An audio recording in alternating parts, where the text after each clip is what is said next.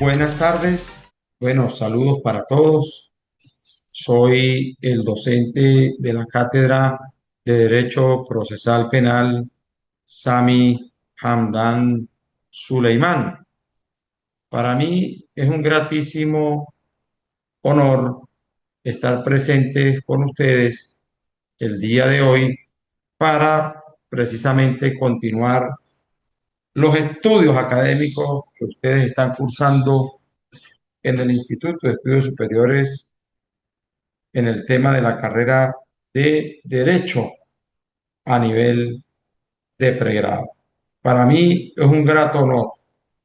Sami Hamdan Suleimán, abogado, egresado de la Universidad Católica del Táchira, con posgrados en Derecho Penal, en Gerencia Pública, maestría en Ciencias Jurídicas, doctorado en Derecho, egresado de la Universidad Central de Venezuela. Aparte, fui fiscal del Ministerio Público durante más de 20 años y para mí, pues, es un grato placer servirle al Instituto de Estudios Superiores de Investigación y Posgrado. Vamos a iniciar este encuentro primario por un tema vinculado a los principios que tienen que ver con el proceso penal venezolano. Se trata de una cátedra que tiene 4 módulos. Vamos a practicar 3 evaluaciones durante el desarrollo de las mismas y en cada módulo podrán observar los puntos específicos de de la cátedra. El primer punto que vamos a ver hoy es el de los principios.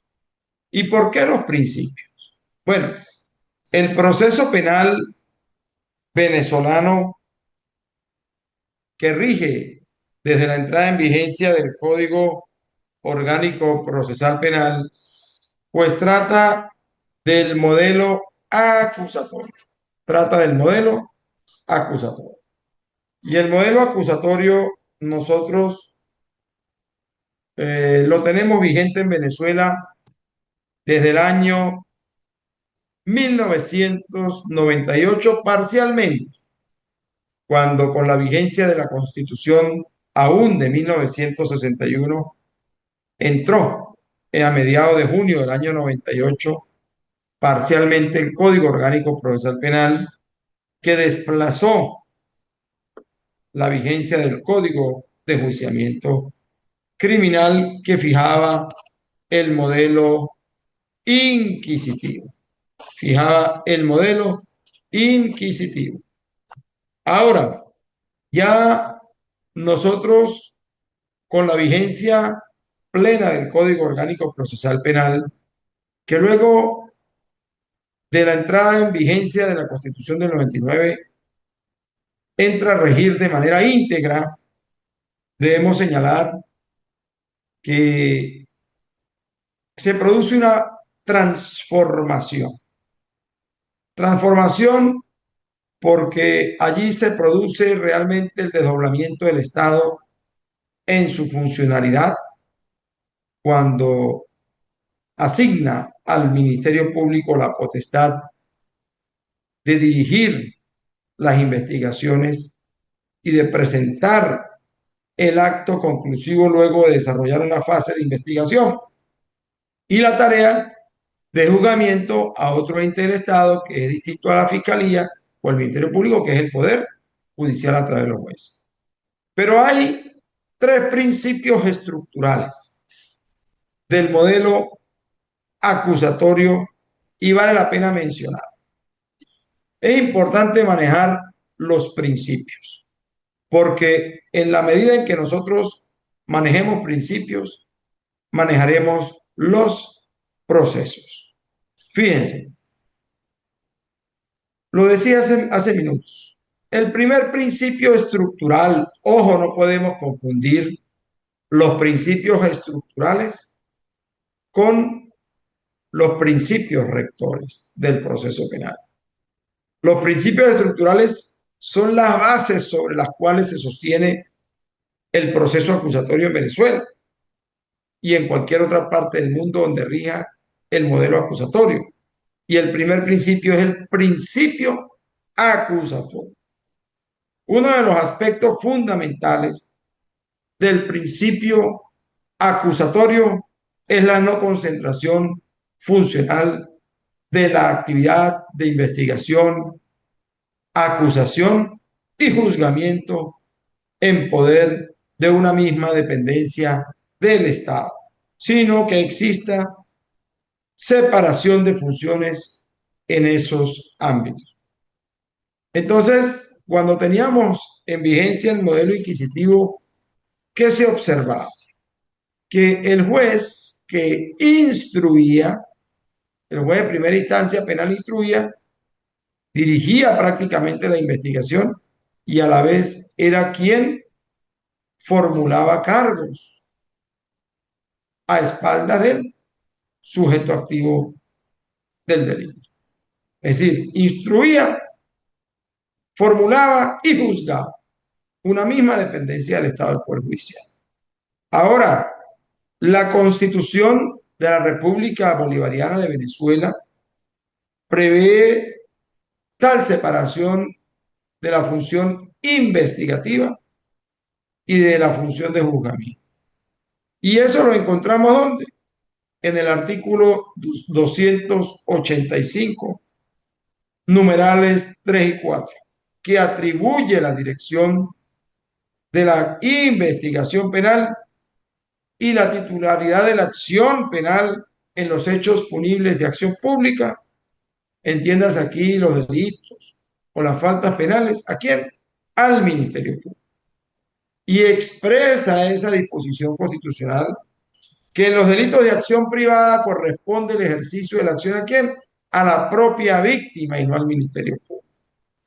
A la propia víctima le corresponde el ejercicio de la acción penal en los delitos de acción privada y podríamos decirlo a modo de ejemplo como ocurre con las amenazas privadas, los daños materiales con violencia, la violación simple del domicilio, la difamación, la injuria y cualquier otro delito de acción privada. Por lo que, una vez que el fiscal presenta en los delitos de acción pública el acto conclusivo, entiéndase, la acusación, el sobreseimiento del archivo, bueno, ya respecto al sobreseimiento o a la acusación, el conocimiento inmediato corresponde a los tribunales. Y es así. Es decir, que la tarea de juzgamiento, cuando el fiscal acusa, corresponde ¿a quién? Al Poder Judicial. Y el fundamento lo encontramos en el artículo 49, numeral 4 de la Constitución de la República Bolivariana de Venezuela. Claro está, previa formalidades cumplidas a la luz de lo establecido en el Código Orgánico Procesal Penal.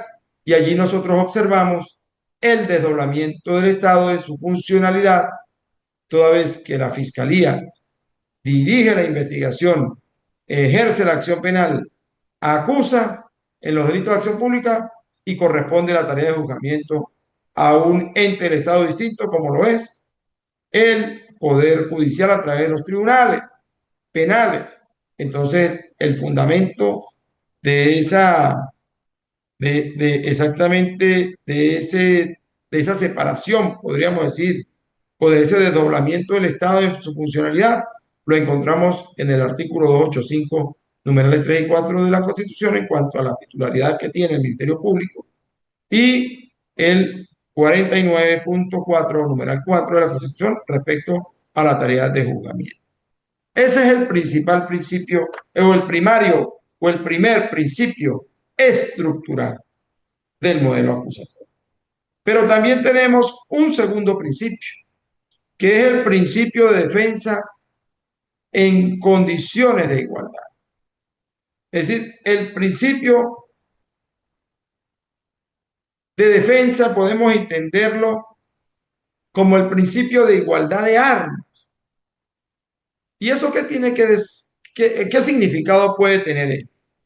Implica el derecho que tienen ambas partes en el marco de un proceso penal de disponer de un conjunto de facultades y mecanismos procesales que le pueden asistir tanto al investigado, imputado o acusado, así como a la parte contraria, entiéndase, la víctima, para oponerse en las diversas fases del proceso en razón a su propio interés, atendiendo el rol que tiene dentro de ese proceso, como víctima o como investigado o imputado. Hablando desde el punto de vista macro, tratando el tema del bloque de constitucionalidad en materia de derechos humanos, ese principio de defensa en condiciones de igualdad lo encontramos inicialmente en el artículo 10 de la Declaración Universal de Derechos Humanos. ¿Qué establece esta declaración? El derecho que le asiste a toda persona en el marco de una investigación a tener el ejercicio de defensa en condiciones de igualdad, ser oída de manera pública y con justicia por un tribunal imparcial, independiente, a fin de materializar sus derechos y obligaciones, así como el examen de cualquier acusación en materia penal que haya sido formulada en su contra. Este principio de defensa en condiciones de igualdad o de igualdad de armas lo encontramos fijado en el 10, artículo 10 de la Declaración Universal de Derechos Humanos, pero también ubicamos este principio en el Pacto Internacional de los Derechos Civiles y Políticos del año 1966 y en la Convención Americana sobre Derechos Humanos. En cuanto al Pacto Internacional de los Derechos Civiles y Políticos, lo ubicamos en el artículo 14.3, letras B y E, y en la Convención Americana sobre Derechos Humanos en el artículo 8, numeral 2, letras C y F. Y allí se anuncian una serie de garantías procesales, entre ellas, pues, la necesidad de poder materializar el derecho fundamental a la prueba en aras de favorecer una defensa acorde en favor del acusado, además de otros derechos en la práctica probatoria, como por ejemplo el interrogar a un testigo, presentar pruebas que permitan derribar la teoría del caso de la contraparte. Este principio de defensa en condiciones de igualdad o principio de igualdad de armas, nosotros en Venezuela lo tenemos fijado en la Constitución de la República Bolivariana de Venezuela, especialmente en el artículo 21.2 de la Carta Constitucional, que establece que la ley debe garantizar las condiciones jurídicas y administrativas para que la igualdad ante la ley sea real y efectiva, evitando además lo señalado en el punto, en el numeral primero de ese artículo, evitar o prohibir las discriminaciones bajo cualquier contexto. Ahora, en el marco del 49.1 constitucional, refleja un punto fundamental. Enuncia como inviolable el derecho a la defensa y a la asistencia jurídica en todo estado y grado del proceso, entiéndase aquí, incluyéndose la fase de investigación, lo cual se encuentra desde el punto de vista macro desarrollado en especificidad en los derechos que el imputado tiene previstos en el artículo 127 del Código Orgánico Procesal Penal. Hemos visto dos principios estructurales: el principio acusatorio y el principio de igualdad de armas. Pero hay un tercer principio estructural y es el principio del juez integral. Este principio del juez integral es un principio que anuncia el compromiso que debe caracterizar a cualquier funcionario en el ámbito de la función pública ante el deber imperante del cumplimiento y desempeño de su labor. Y ubicándolo en el lado del juez, pues ese principio exterioriza el deber del juez y el actuar del mismo en función a las atribuciones, a los poderes y ejercicios de sus facultades. Nosotros, cuando hablamos, en todo caso, del juez integral, tenemos que tratar dos aspectos fundamentales. El primero tiene que ver con la legalidad del juez y el segundo tiene que ver con su imparcialidad. La legalidad del juez, ¿qué indica?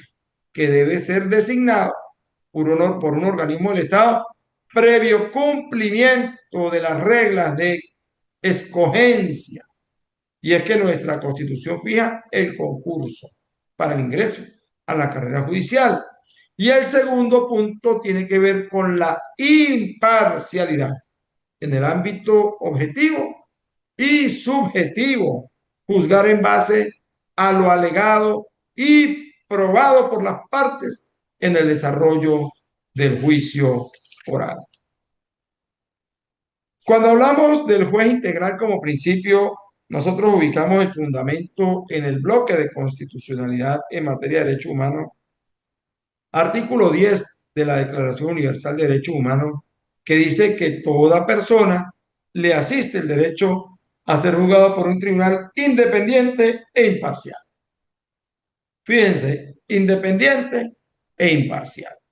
Pero aparte del Pacto Internacional de los Derechos Civiles y Políticos, en su artículo 14, numeral primero, fija también el derecho que le asiste a toda persona a ser oída públicamente y con la debida garantía por un tribunal competente, independiente e imparcial. Y en esos mismos términos lo prevé el artículo 8, numeral primero, de la Convención Americana sobre Derechos Humanos.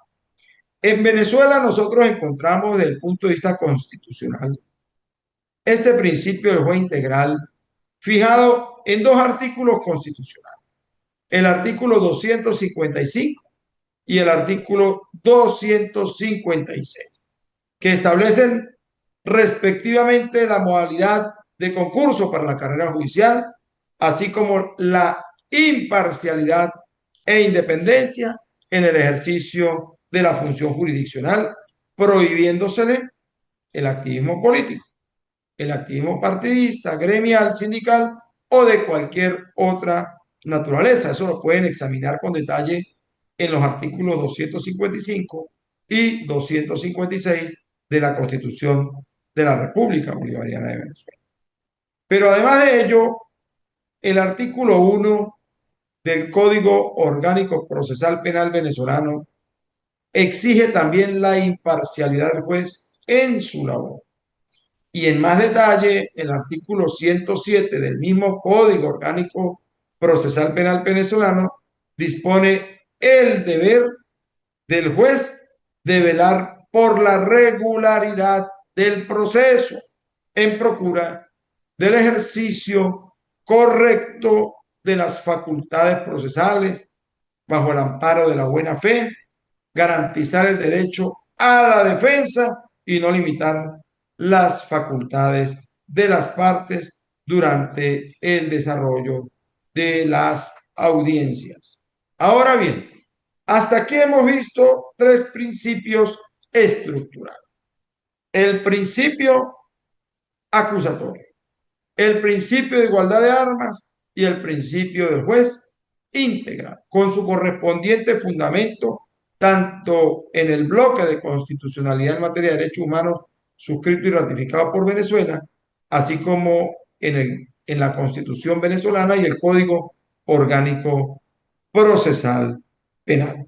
Ahora vamos a entrar nosotros a tratar los principios rectores. Los principios rectores. Los principios rectores. Es importante ver los principios rectores del proceso penal venezolano.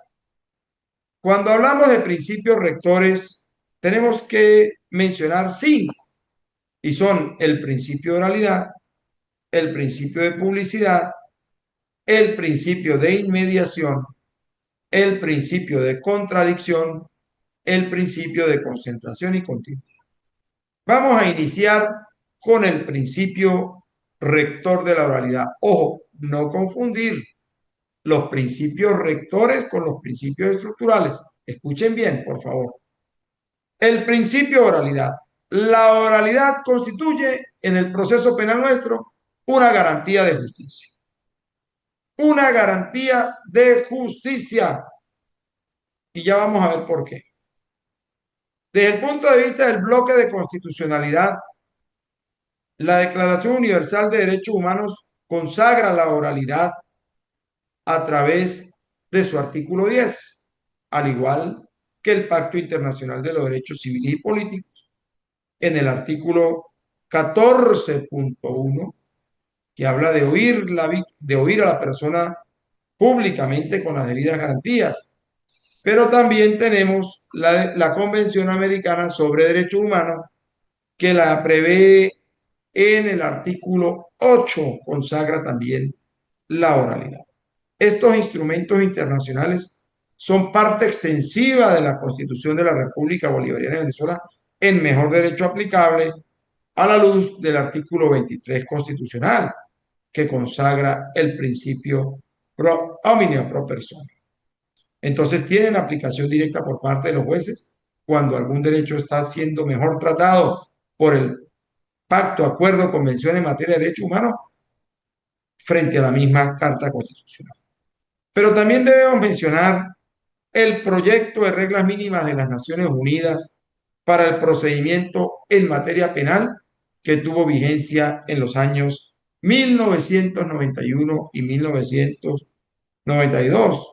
Este era un conjunto de disposiciones regladas que que tenían un carácter de recomendaciones para quienes pretendían instruir o instituir el modelo acusatorio.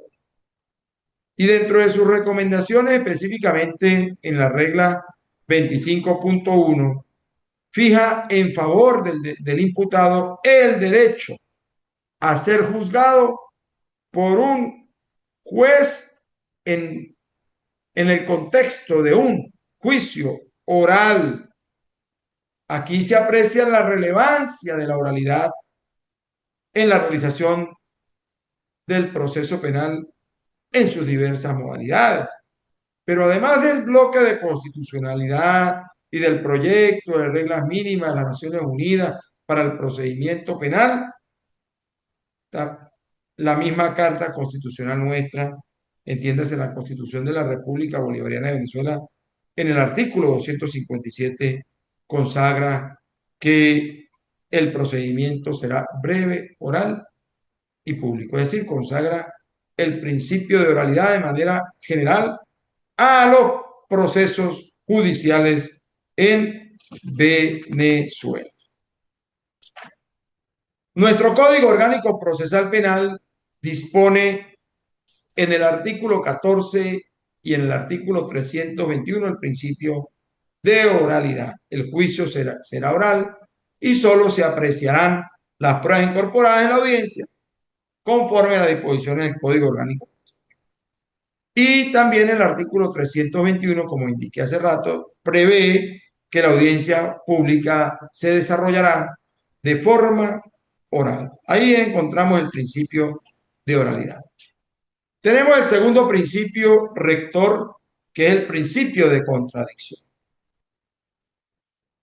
El principio de contradicción significa, podría decirse, que la parte contra quien se promueva una prueba tiene el derecho de acceder a ella, conocer su origen y su contenido y aporte desde los inicios del proceso a fin de poder rebatir a través de la contraprueba. Se trata de un derecho subjetivo público que tiene un contenido propio e inexcusable en el ámbito del proceso penal y que ha sido reconocido a todo acusado por un conjunto de disposiciones de orden internacional en materia de derechos humanos, con el fin de que de garantizársele un proceso penal justo. Entonces, este tipo de principio, pues, rechaza la prueba secreta. Y ese principio de contradicción lo podemos apreciar también en el Pacto Internacional de los Derechos Civiles y Políticos, artículo 14.3, cuando refiere en su letra E, interrogar o hacer interrogar a los testigos de cargo y obtener la comparecencia de testigos. Fíjese cómo el mismo modelo exige la posibilidad o la necesidad de contrariar la teoría del caso de quien acusa a través de la contraprueba. En esos mismos términos está la Convención Americana de Derechos Humanos en el artículo 8, numeral 2, letra F. El mismo proyecto de reglas mínimas de las Naciones Unidas para el procedimiento en materia penal. Pueden observar la regla 29, numerales 1, 2 y 3. Ese documento es importante porque es el que fija las recomendaciones a modo de reglas para quienes pretendían recibir o instaurar el modelo acusatorio. Pero además la Constitución de la República Bolivariana de Venezuela, en su artículo 49, establece el debido proceso y dice que tiene derecho el sujeto activo del delito de acceder a la prueba y de disponer del tiempo y de los medios necesarios adecuados para ejercer su correspondiente defensa. Eso está en el artículo 49, numeral primero de la Constitución. Ahora, tenemos el principio de contradicción desde el punto de vista procesal previsto exactamente en el artículo 18 y también en el artículo 339 del Código Orgánico. Y dice el 18 que el proceso será o tendrá carácter contradictorio. Fíjese que es un proceso adversarial, donde una parte se opone a la otra en el marco de un conjunto de formalidades, ¿verdad?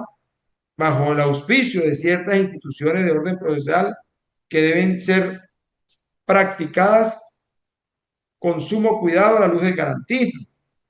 Entonces, nosotros cuando hablamos del principio de contradicción, lo encontramos en el Código Orgánico Procesal Penal, en el artículo 18, pero además hay otras formas de oponerse en especificidad, como son las excepciones que se interponen en las diversas fases del proceso. Artículos 30, 31 y 33, cuando invocamos el control judicial, estamos oponiéndonos o estamos tratando de atacar la investigación. El artículo 339 del Código, el interrogatorio y contrainterrogatorio de los testigos por las partes. Inclusive en la discusión final y cierre del debate a través de la réplica y contrarréplica, donde las partes reflejan una contención fuerte allí, y eso está dispuesto en el artículo 343 del Código Orgánico Procesal. El tercer principio rector es el principio de inmediación.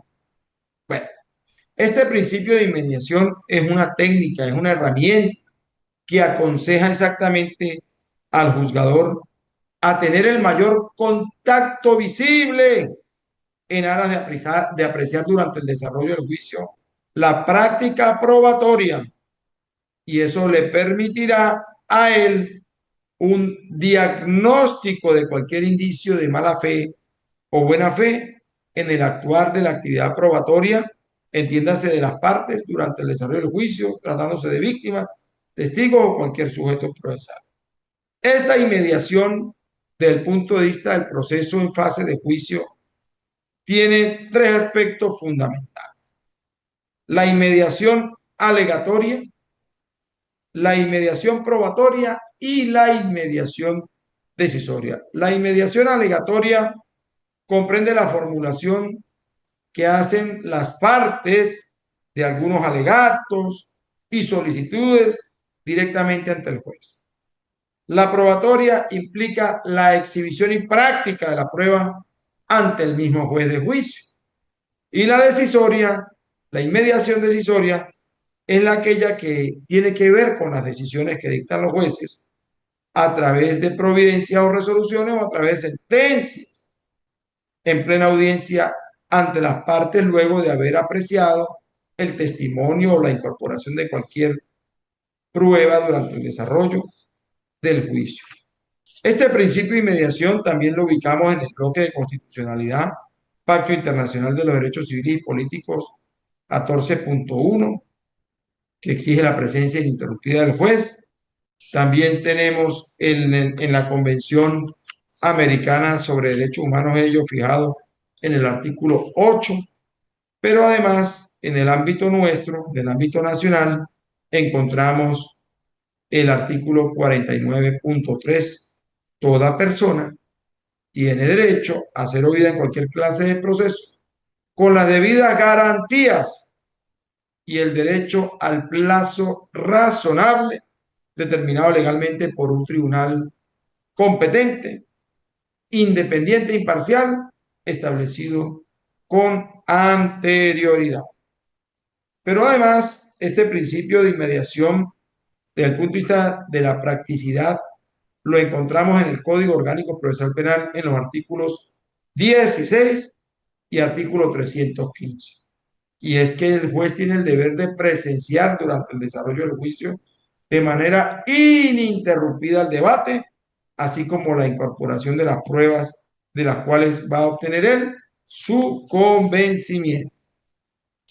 Tenemos por otra parte el principio de publicidad, el cuarto principio ya, y es que la presencia del público juega un papel estelar en este proceso penal venezolano, especialmente a luz del modelo acusatorio. Nosotros encontramos la publicidad dispuesta en el artículo 11.1 de la Declaración Universal de Derechos Humanos, el Pacto Internacional de los Derechos Civiles y Políticos y la Convención Americana sobre Derechos Humanos en el primero, el 14.1, y en el segundo, en el artículo 8.1, que exige que el proceso penal debe ser público. Nosotros tenemos una particularidad en Venezuela, y es que el proceso penal nuestro es público, solo en etapa de juicio oral y público, siempre y cuando no exista una de las excepciones dispuestas en el 316, tema de pudor, seguridad de Estado nacional,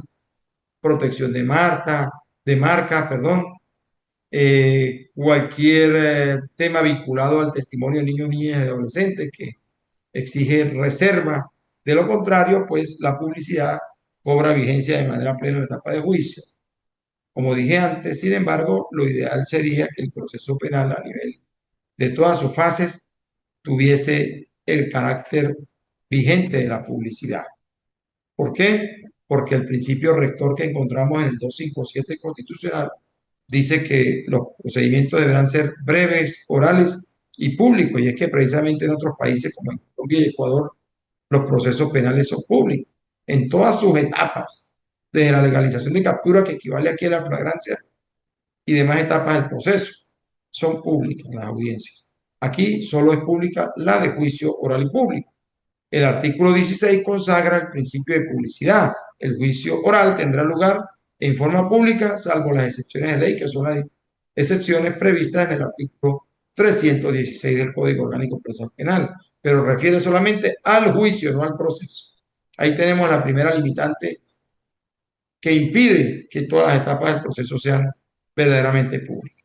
Y el artículo 316 lo reafirma señalando que el debate será público, pero podrá el tribunal resolver que se efectúe total o parcialmente a puerta cerrada cuando existan algunos de los supuestos que ya dije que están previstos en el artículo 316 del Código Orgánico Procesal Penal. Y por último tenemos el principio rector de concentración y continuidad. Bueno, ¿cuál es la finalidad del principio de concentración? Asegurar que la percepción del juez se mantenga intacta en el desarrollo del juicio. Hay juicios muy largos y tampoco puede continuar un juicio, interrumpirse la audiencia hoy y suspenderse hoy para continuarla en 3 meses. Hay un lapso que está dispuesto en el mismo Código Orgánico Procesal Penal, y ya lo vamos a señalar, que es el lapso dispuesto en el artículo 318 del Código Orgánico Procesal Penal, que dispone: el tribunal realizará el debate sin interrupciones en el menor número de días consecutivos que fuere necesario hasta su conclusión. Se podrá suspender por un plazo máximo de 10 días, computados continuamente, solo en los casos siguientes. Bueno, ahí hay unas eventualidades que están en ese 318 del Código Orgánico Procesal Penal que conducen a la suspensión por un determinado número de días no superior a 10. De allí que eso es lo que se busca. Primero, celeridad procesal. Segundo, mantener intacta la memoria y percepción del juez. Dice el artículo 26 de la Constitución de la República Bolivariana de Venezuela que el Estado garantizará una justicia gratuita, accesible, imparcial, idónea, transparente, autónoma, independiente, responsable, equitativa y expedita. De allí la naturaleza propia del principio de concentración y continuidad en cuanto a tratar de resolver el juicio en el menor número de audiencias posibles y con cortos tiempos entre una y otra. Entonces, el procedimiento tiene que ser lo más breve posible a los efectos de poder satisfacer la celeridad procesal. Y ese principio de concentración y continuidad lo encontramos en el artículo 17 del Código Orgánico Procesal Penal. Iniciado el debate, debe concluir sin interrupciones en el menor número de días consecutivos posibles. Y el artículo 318 fija que el tribunal realizará el debate sin interrupciones en el menor número de días consecutivos que fueren necesarios hasta su conclusión, y se podrá suspender por un plazo máximo de 10 días computados continuamente, solo en los casos que allí mismo se anuncian. Entonces, hemos visto hoy los principios estructurales, que son tres: principio acusatorio, principio de igualdad de armas y el principio del juez integral, y los 5 principios rectores, que son el principio de oralidad, el principio de inmediación, el principio de publicidad, el principio de contradicción y el principio de concentración y continuidad. Yo los invito a que revisen el material escrito en el módulo. Voy a mandar a subir unos videos de esos puntos para que los tengan como material de apoyo adicional, y ya próximamente tendremos la primera evaluación que les será anunciada en los próximos días. De mi parte, ha sido un honor compartir con ustedes, no sin antes pedirles encarecidamente que procuremos ingresar a los encuentros que vayamos a tener. Revisen el material en el aula y tratemos de hacer las cosas de la mejor manera posible. Quiero agradecer la presencia de ustedes, agradecer al Instituto de Estudios Superiores de Investigación y Posgrado, y decirles que vamos a continuar con esta cátedra en una segunda oportunidad que les será anunciada. Reitero mi agradecimiento. Hoy hemos visto los 3 principios estructurales del modelo acusatorio en Venezuela: principio acusatorio, principio de igualdad de armas, principio del juez integral, y los 5 principios rectores, como son el principio de oralidad, principio de inmediación, principio de publicidad, principio de contradicción y principio de concentración y continuidad. Continuaremos avanzando en la cátedra. Muchas gracias. Feliz tarde.